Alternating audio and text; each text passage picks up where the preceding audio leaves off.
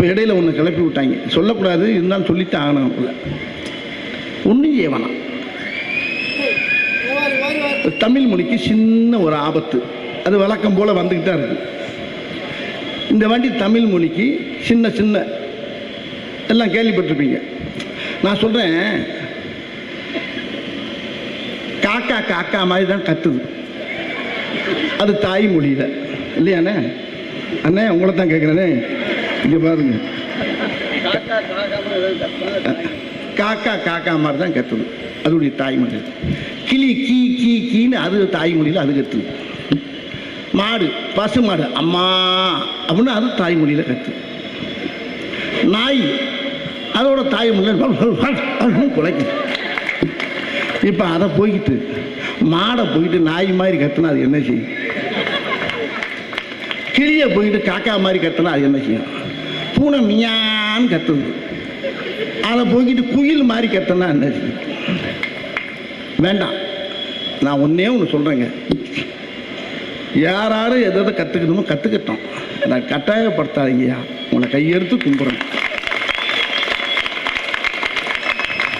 எங்கள் நாட்டில் ஒவ்வொரு மாநிலத்துக்கும் ஒவ்வொரு கலாச்சாரம் இருக்குது, ஒரு மொழி இருக்குது, என்ன அதுதான் அடையாளம்.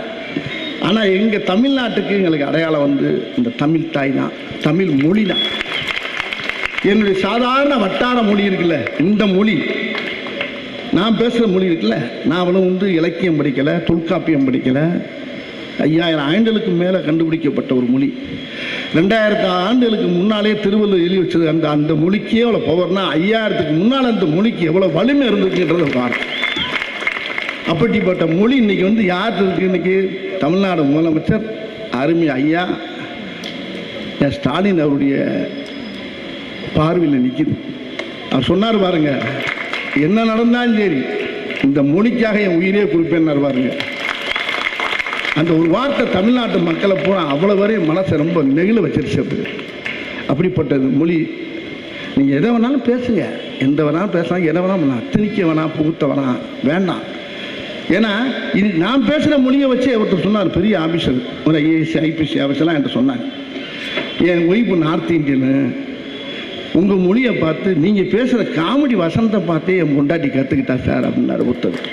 அவர் பேரை சொல்ல வரும்போல இப்பவும் இருக்கார். அவர் ஒரு ஐபிஎஸ், அவர் தமிழே தெரியாது, தமிழ் தானே கற்றுக்கணும், வா அந்த வடிவேல் பேசுகிற பாரு, வடிவேல் வசனத்தை கேளு, மூர்ரா வாய எங்கே சொல்லு கொண்டாட்டியா, எங்கே நீ சொல்லு, மூடுறா மூடுறா வாய, மூர்ரா வாய, மூர்ரா ஊரா ஓய, ஓயல்ல வாய, மூர்ரா வாய, இப்படியே சொல்லி சொல்லி சொல்லி கொடுத்து 4 தடவை போட்டு அது சூப்பராக இங்கிலீஷ் தமிழ் பேசுது, என்னோட நல்லா பேசுது அந்த அம்மா. அன்னைக்கு கொண்டாடிட்ட போனை கொடுத்துட்டாரு, அது என்கிட்ட பேசிட்டு.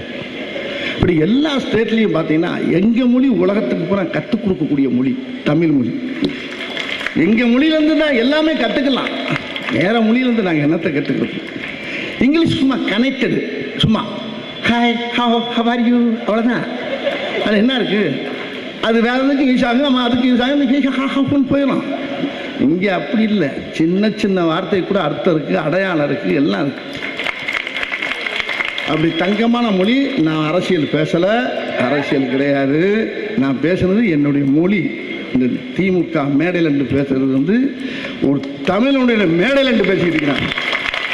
இது திமுக மேடை மட்டும் இல்லை, தமிழுடைய மேடை, தமிழ்நாட்டுடைய மேடை. அந்த மேடை நான் யாரையுமே குறை சொல்ல, என்னை பற்றி நீ என்ன வேணாலும் கமெண்ட் பண்ணுங்க, என்ன வேணாலும் பண்ணிக்கங்க, ஆனால் அது கிடையாது.